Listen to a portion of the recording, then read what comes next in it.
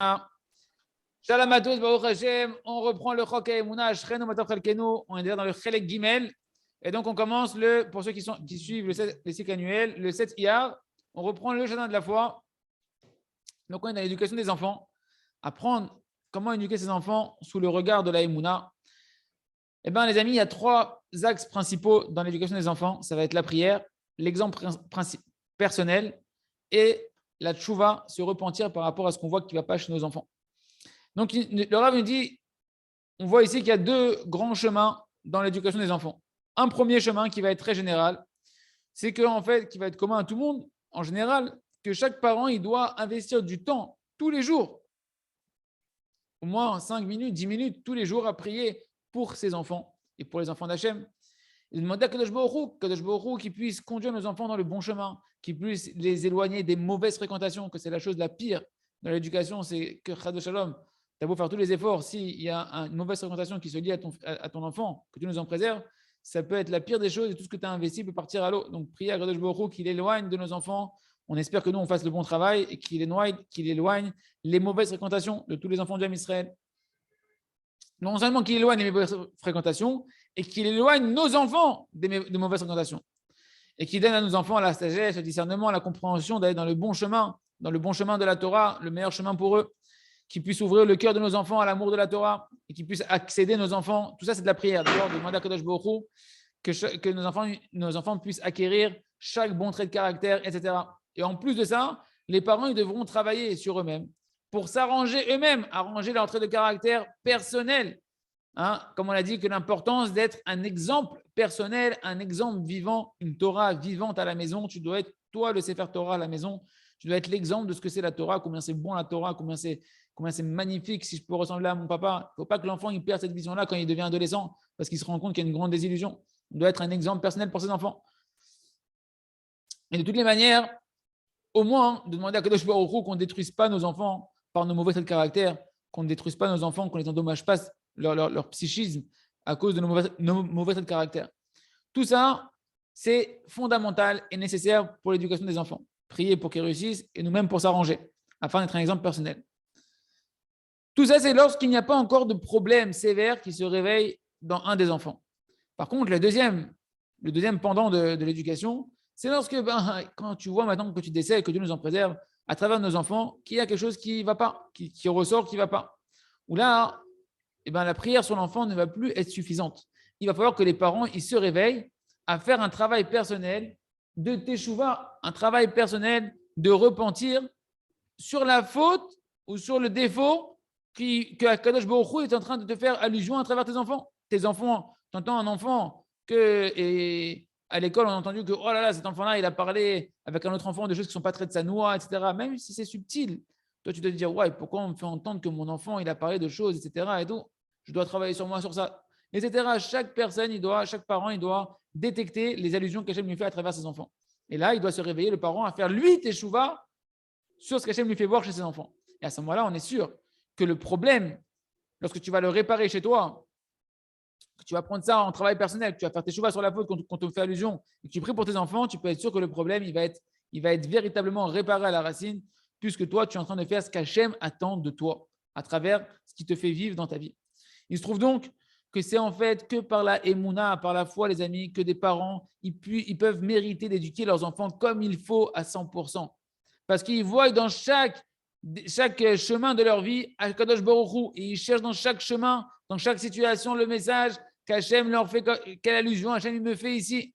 Et à ce moment-là, ils comprennent que toute l'éducation de leurs enfants, il dépend de la tfila, ça dépend de la prière et de la tchouva des parents. Yiratzon, Kadosh Baruch Hu puisse nous apprendre à être de bons parents, à prier pour nos enfants, à avoir l'humilité de nous remettre en question dans l'éducation de nos enfants, à s'arranger nous-mêmes et étudier tous le jardin d'éducation pour bien approfondir ce sujet-là et avoir des enfants réussis. Merci Hachem.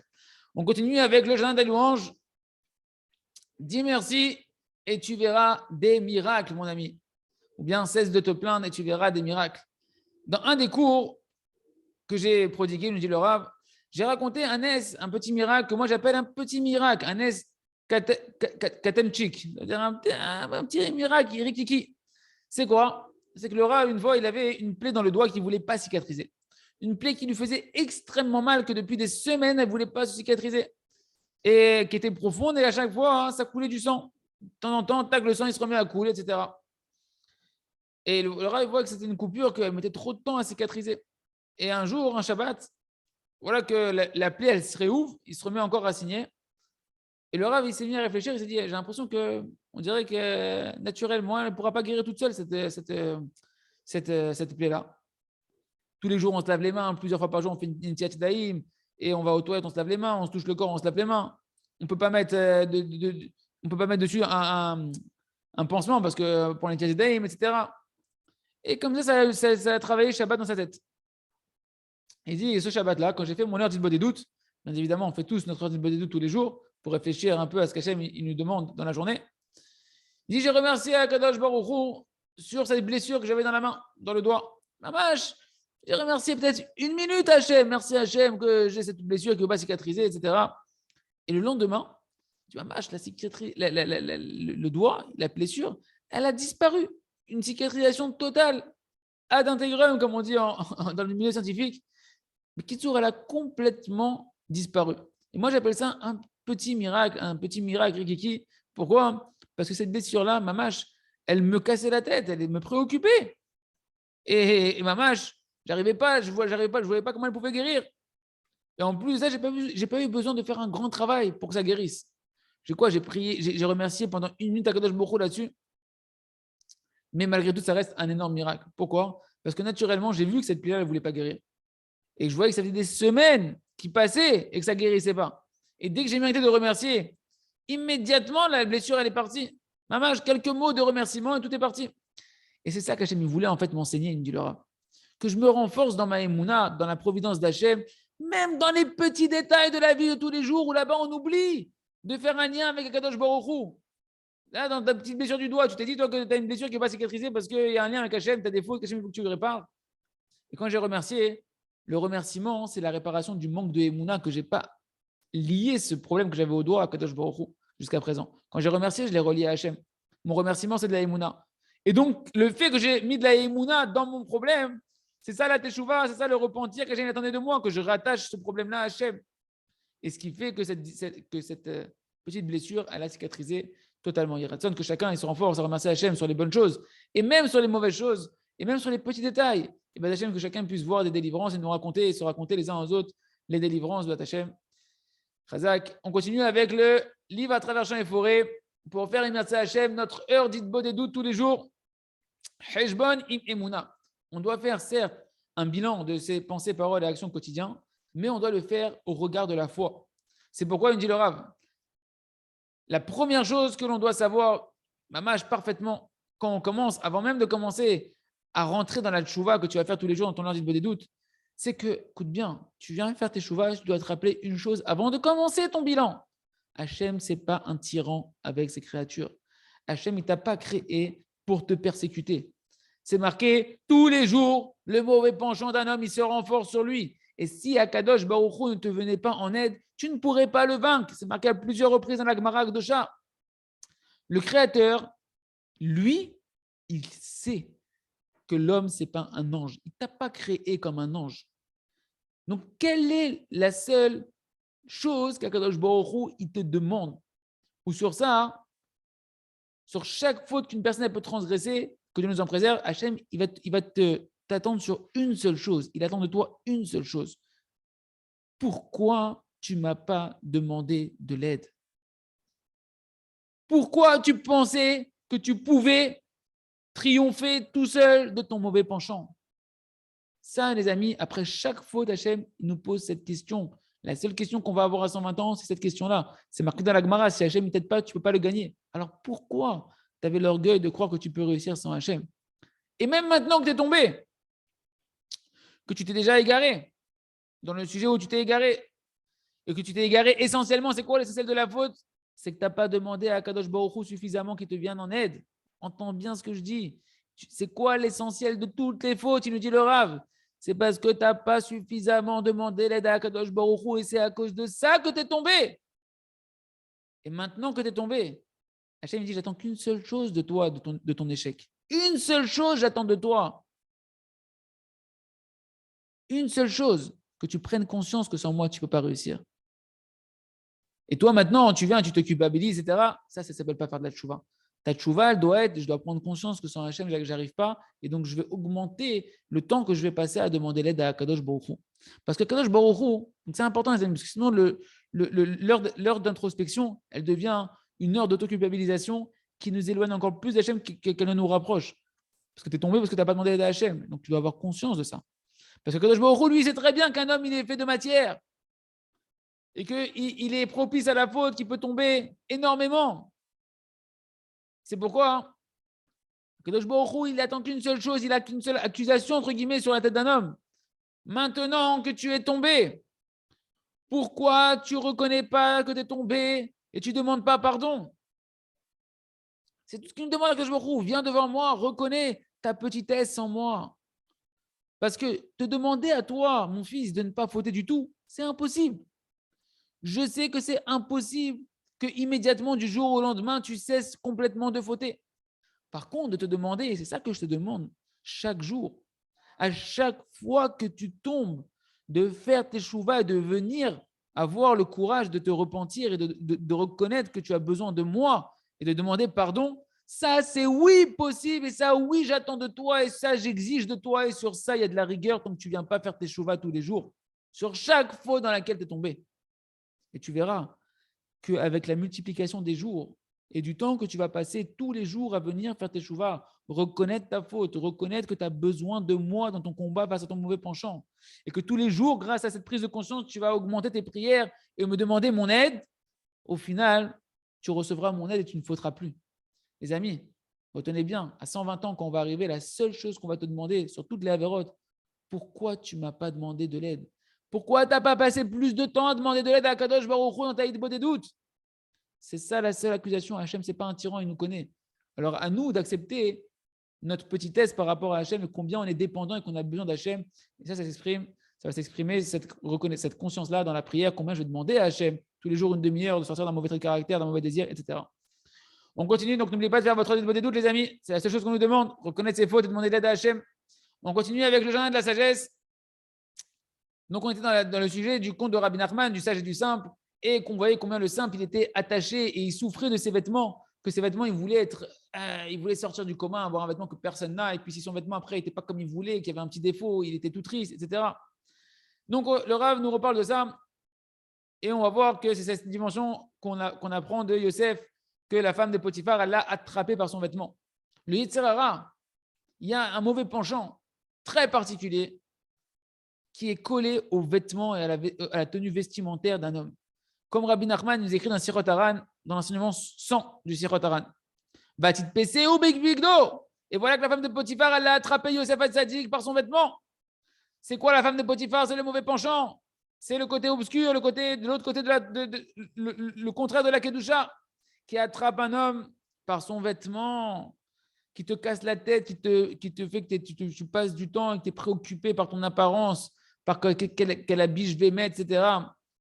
Parce qu'en fait, la préoccupation et la nécessité des vêtements qu'un homme il a au quotidien, elles peuvent énormément l'embrouiller et l'empêcher dans tout le service divin qu'il a besoin de faire.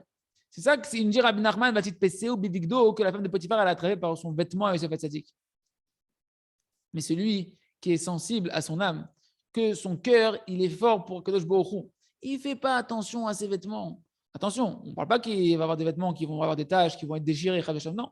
Mais il n'accorde pas plus de temps et d'attention que ça. Même si maintenant, un Ben Israël, il n'a pas de quoi se vêtir, malgré tout, il ne va pas se préoccuper de ça. Il ne va pas laisser ce sujet-là l'embrouiller dans sa tête. Comme c'est marqué, qu'est-ce qu'il a fait Yosef Hatzadik? Bayanar Bigdo Etzla Bayanos. Il a laissé son vêtement dans les mains de la femme de Potiphar et il s'est enfui. Tu me prends avec les vêtements, dis prends les vêtements. Prends les vêtements. C'est pour ça que les religieux, ils s'habillent toujours pareil. Même costume, même chemise. Même les scientifiques, Einstein, ils s'habillent toujours pareil. J'ai pas le temps avec ça. J'ai pas le temps. D'accord? Il a laissé son vêtement et il s'est enfui et il n'a pas fait. Sous-entendu, je ne prête pas attention à ça. Simplement, je fais mon service divin. Je suis là pour servir Kadosh Baruch Hu. Ce que je dois faire, je dois faire. Pour servir Hachem, je dois avoir des vêtements propres. J'essaie d'avoir des vêtements propres, etc. Mais j'en fais pas tout un pataquès. Je ne sais pas comment on dit.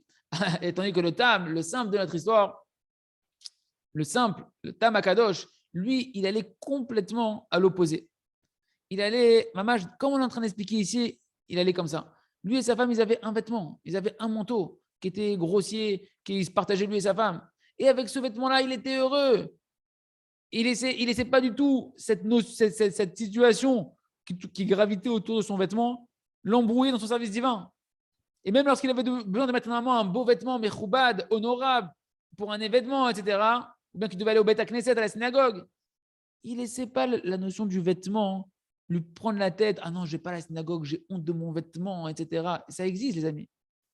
Au contraire, il mettait son vêtement qu'il avait, qu'Hachem lui avait donné, et il allait servir Hachem avec sa joie, de tout son cœur, parce qu'il était heureux de ce qu'Hachem lui avait offert.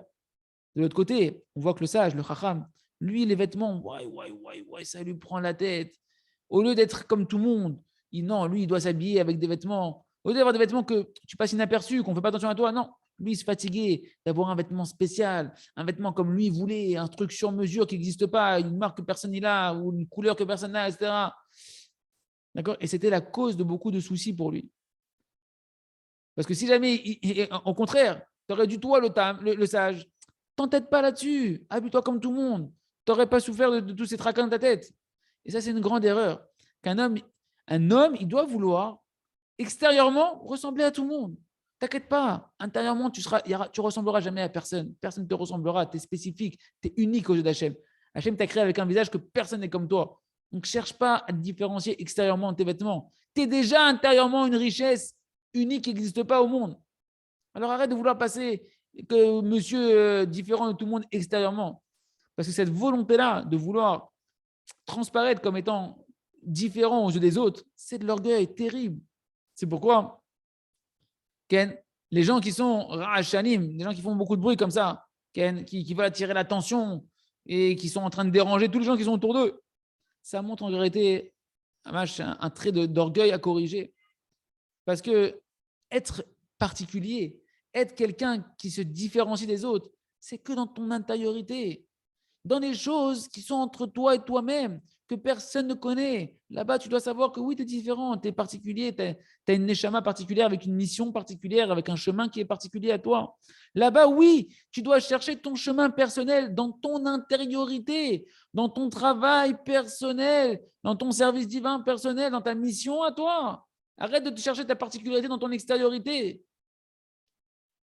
Et c'est pourquoi une personne doit faire attention de ne pas être influencé par tous les courants qui tournent autour de lui, et la mode et le machin, et dans ma synagogue, ils pensent comme ci, ils pensent comme ça dans mon travail, la société. Oublie tout ça. Oublie tout ça.